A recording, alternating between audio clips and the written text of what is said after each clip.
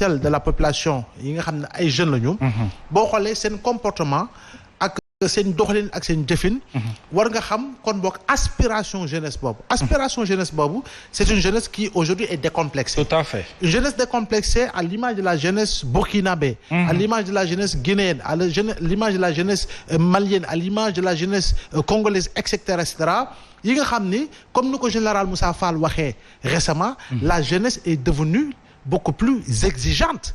Exigence boobu nag yow mi di jeune nga bëgg comme ni nga ko waxee Bougane comme ni nga ko waxee Sonko comme ni nga ko waxee keneen ak keneen ak keneen en réalité il faut tamit yow nga boo bokkee jeunesse boobu nga am véritablement ce niveau véritablement de compréhension des choses pour aller dans le sens véritablement de se dire que ni man dafay am loo xam ne moom lay incarner ce que l'on incarne comme noom ni nga ko waxee mooy une jeunesse décomplexée donc des leaders qui aspirent à diriger ce pays mais décomplexés par rapport à un système politique boo xam ne jàpp nañu moo fi nekkoon te ñoom dañ ko war a changer donc c'est le lieu de ne pas parler de probable alternance mais plutôt d'une alternative probable par rapport ak li nga xam ne mooy jeunesse bi nga xam ne yàgg naa ko wax que ni en face du régime le président on n'en parle plus parce qu'il n'est plus candidat mais en face il y a véritablement une horde de jeunes aux dents longues, de jeunes aux dents longues, yoo xam ne la majorité n'a pas encore 50 ans. Bien sûr. Et ça, quelque part, Mohamed,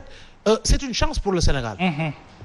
Quelque part, je dis bien c'est une chance pour le Sénégal. Parce que boo demee Côte d'Ivoire, ay septuagénaires ak ay octogénaires ñoom ñooy xëccoo langue politique bi. ay maanaam 70 ans, 80 ans ñu xëccoo. Alors que fii au Sénégal, nous avons élu en 2012 un président relativement jeune qui est né en 61, autrement dit un an après les indépendances.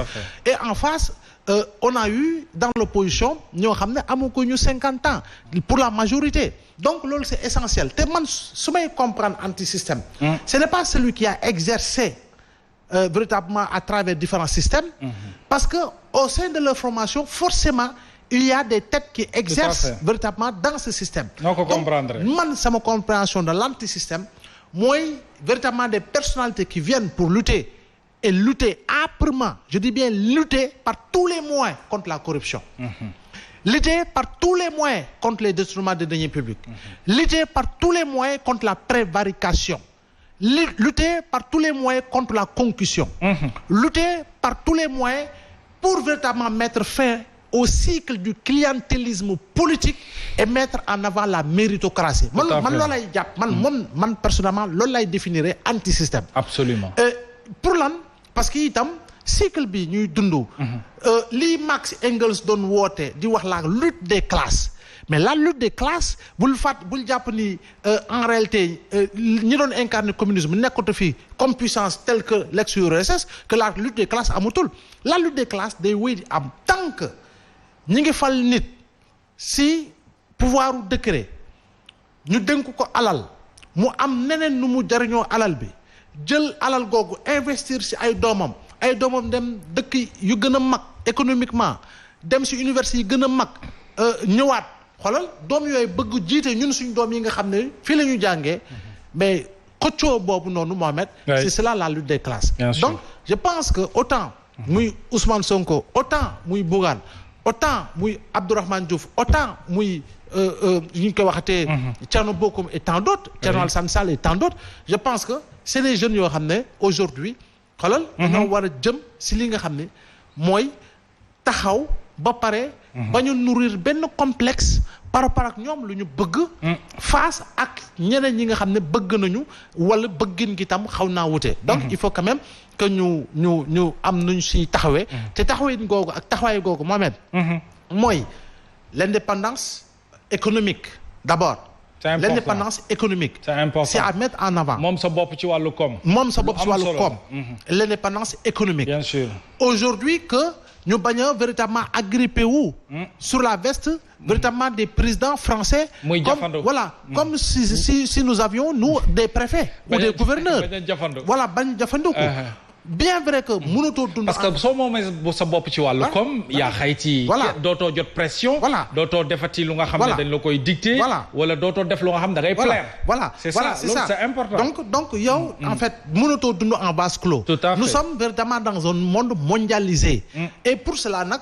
ñoom ñii di jeune ak ñiy ñëw bëgg te doon jeune amaana mais il faut quand même que ñu diversifier li nga xam ni mooy les partenaires bilatéraux mais également surtout les partenaires multilatéraux bañ a tamit topp ay institutions de Bretton Woods yoo xam ne mais depuis indépendance ba tey Mohamed ñoo ñuy jox ay directives ay orientation non nii baax na niveler nii économie lii non croissance bi dina daanu nangam boo wàññil fonctionnaire yokkal lii defal lee institution de Bretton Woods yoo xam ne Mohamed si le modèle qu'ils nous proposaient étaient des modèles de développement nous serions sortis depuis lors du cycle de pauvreté et du sous-développement ces instruments-là man c'est mon point de vue bu fekkee ni même bu dee mënuñu ko moytu ndax ñun am na yoo xam ne dañ koy soxla mais Mohamed mais qu'il cesse de nous proposer des solutions économiques prêtes à porter des solutions économiques prêtes à porter yoo xam ne en réalité la conséquence dafay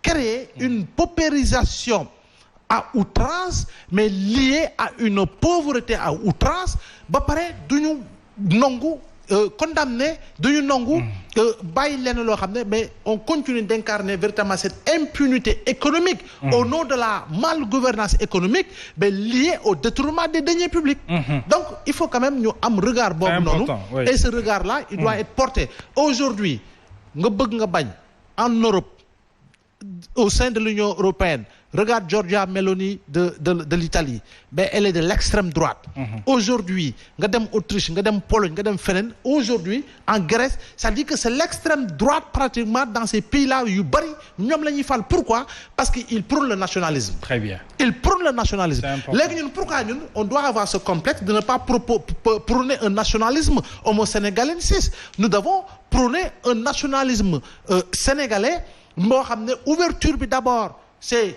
sous-régional ensuite régional mais avant d'être international il faut quand même que ñun ñëpp ñu am aspiration boobu pour jëm si loolu et pour cela nous avons besoin véritablement de personnes yoo xam ne c'est des personnes décomplexées par rapport ak li nga xam ne mooy l'avenir et par rapport à la rupture totale et par rapport à une véritable alternative et non pas une alternance tout court mu doon lu am solo Abdoulaye Mbow alors président Lamine Gueye pour parler justement de l'avenir de ces deux jeunes leaders politiques décomplexés en l'occurrence le président Bougane Gueye et le président Ousmane Sonko est-ce qu'on peut parler justement de rupture avec le système bi nga xam ne moom la ñu nekk di dund depuis 1960 ak système bi noo ko mën a jàngatee Mbow joxe na perception bu mu ci am alors yow ban jàngat la ñu waroon def ci wàll wi. Bon, d'abord je dois rendre hommage au président Abdoulaye Wade. Parce que vraiment le président Abdoulaye Wade oui. Parce que je me rappelle encore le jour où il avait convoqué l'ambassadeur des États-Unis, l'ambassadrice, je crois que c'était une dame des États-Unis biir palais. ñu bëri sax wax nañ ne c'est un incident diplomatique. Si vous vous souvenez.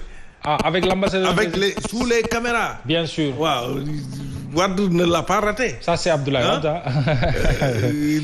Voilà, l'opposition d'alors avait parlé d'incident diplomatique. Voilà, waru ko def lii mais man fa ma toog man dama ne mbuumu njaam. fierté bi ngay sentir en fait. mbuumu njaam gi lañ takk oui. mbuumu njaam gi lañ takk. Absolument. Ensuite aussi je me rappelle qu'il avait expulsé aussi les militaires français. ne leen soxlawu leen au Sénégal et que bërëb boobu ñu nekk sax da koo soxla.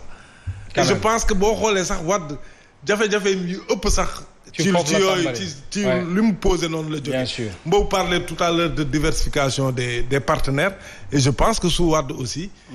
li français yi yoroon lu bëri. soo xoolee moom bi mu arrivé à terme jël na ko il a essayé de diversifier avec les asiatiques. avec les arabes. Voilà et je pense que loolu am donc moom indi woon na ko. dans sa marque. Abdoulaye Wade. C'est vrai que avec l'avènement du président Macky Sall on a vu que. Peut-être li mu njëkk a def sax c'est un voyage vers la France. Si vous vous souvenez peut-être moom rétablir na lu bari ci relation entre le Sénégal et la France. Mais pour revenir au sujet. Je pense que Mbow wax na lu am solo xam nga Sénégal fi mu ne nii xale yi ñoo fi ëpp. te xale moom c'est la liberté c'est l'affirmation loolu dafa ànd ak adolescence dafa ànd ak xale. donc tey je pense que la plupart des pays africains foofu la ñu toll et ce qui l'explique c'est parce que c'est la jeunesse de leur population et aujourd'hui soo gisee peut-être Sonko